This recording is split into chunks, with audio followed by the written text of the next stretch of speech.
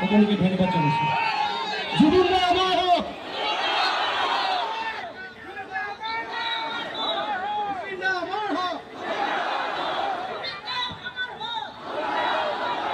জয় জুবিন দা।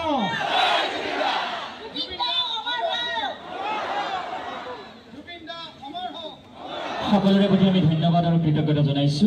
জুবিন দাৰ প্ৰতি